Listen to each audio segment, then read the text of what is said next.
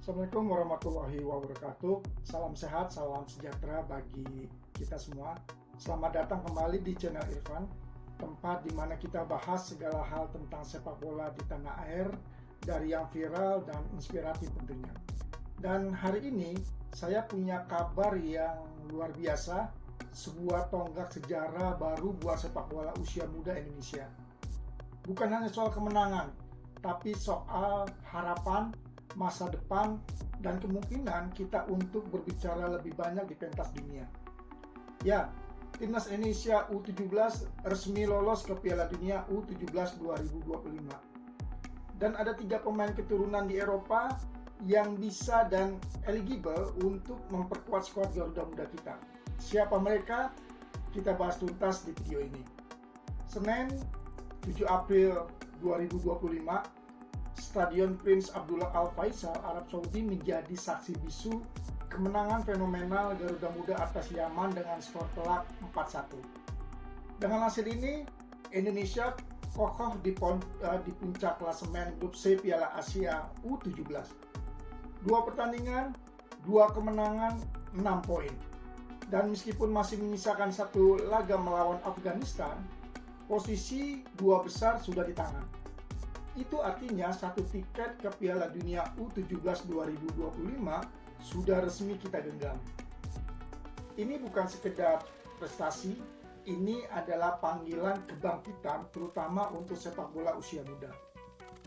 Tapi teman-teman, tantangan sesungguhnya justru baru dimulai. Di Piala U17 nanti, Indonesia akan menghadapi negara-negara raksasa seperti Brazil, Jerman, Italia, Inggris, Prancis, dan Portugal. Ini bukan lawan ecek-ecek. Ini adalah negara dengan kultur sepak bola yang sangat kuat. Pembinaan usia muda yang matang dan pemain-pemain muda yang sudah menjadi bintang masa depan. Maka sangat masuk akal jika pelatih Nova Arianto mulai melihat opsi terbaik untuk memperkuat tim, termasuk memanggil anak-anak keturunan yang bermain di luar negeri.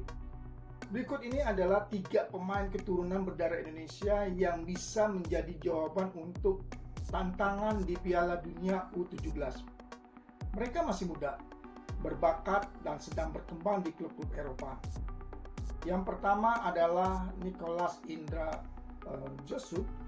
Ia adalah permata muda berdarah Solo, Jawa Tengah. Saat ini dia bermain untuk Rosenborg U15, klub besar di Norwegia. Dalam 4 pertandingan terakhir dia berhasil mencetak 5 gol dan 1 assist. Produktif, jelas. Nicholas terkenal sebagai penyerang yang haus gol dan finishing yang klinis.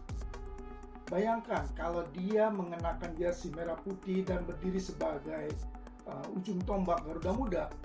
Bisa jadi ini mimpi buruk untuk lini belakang lawan. Lalu yang kedua ada Noah Steenbergen. Pemain berikut ini adalah lahir dari ibu berdarah Bandung dan kini bermain untuk SCV 28 U16 di Belanda. Yang bikin spesial, usianya baru 15 tahun tapi sudah punya tinggi 180 cm.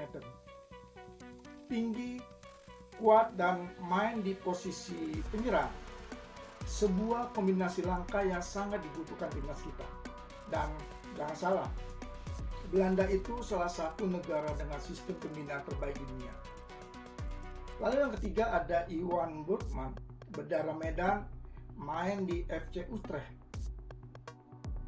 Dan punya darah Indonesia dari sang kakek nenek yang berasal dari Medan. Hebatnya, Iwan sempat membela timnas Belanda U16. Artinya, kualitasnya sudah diakui. Tapi kalau dia memilih Indonesia, maka Garuda Muda akan punya amunisi besar di lini tengah atau belakang, tergantung peran yang dia mainkan.